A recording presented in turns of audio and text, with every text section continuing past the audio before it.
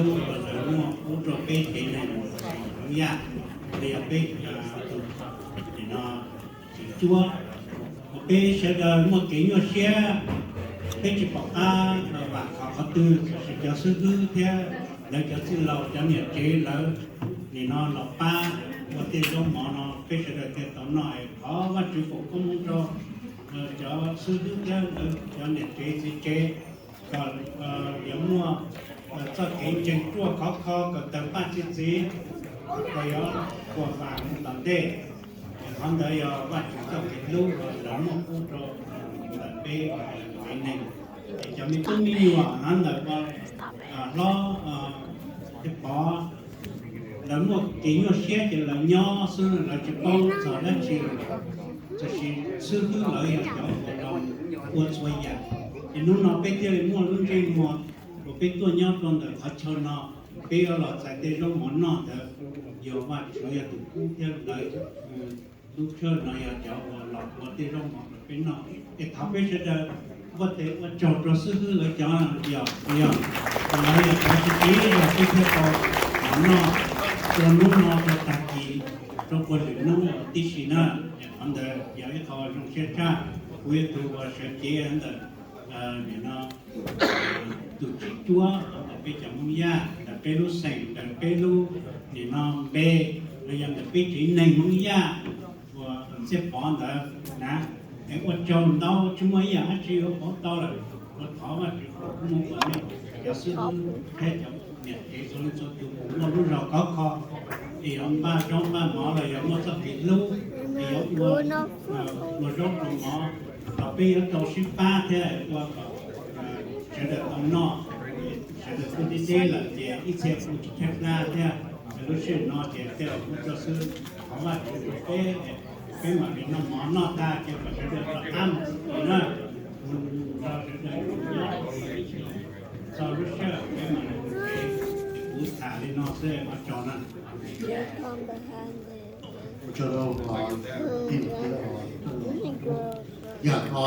again bên lúc xưa thì ông một người chỉ cóการสมองตื่นยังไม่ได้ถึงเราไม่ได้ถึงที่他做这个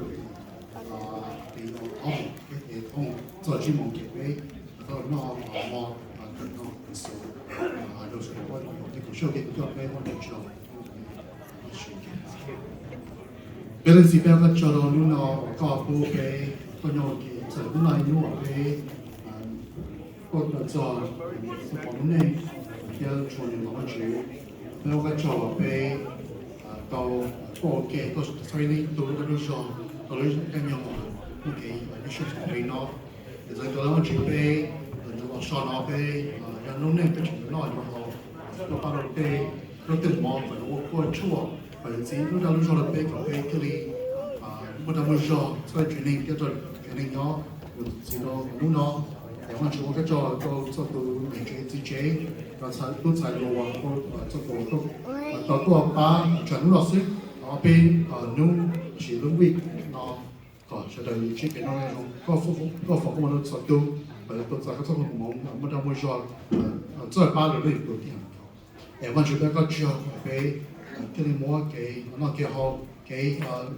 要给在那度弄选了，比如说。这个我是要非常的，就是去同意的。Okay, look at the ask that the family, immediate family, go up first. So, they will go down the hallway. Okay, go out the front door and wrap it around, back into the alleyway. Grab your food and then come back into that door. Okay? And that way, you can pick and cheap traffic. Okay, so we try to eliminate traffic by just going out the hallway, out the door, in the lab, and come back in. Okay? So that way, we'll flow. So, this is what go training the family. Go first. Do the now.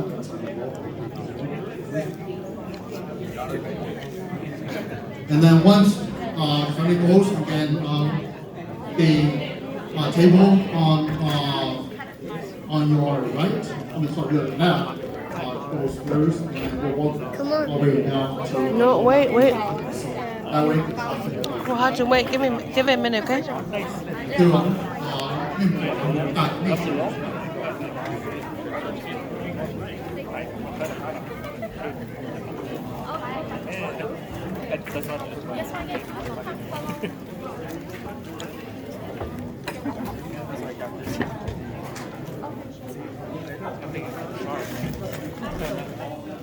Okay, where's Daddy? Daddy go over there? No, you want to know. Sorry.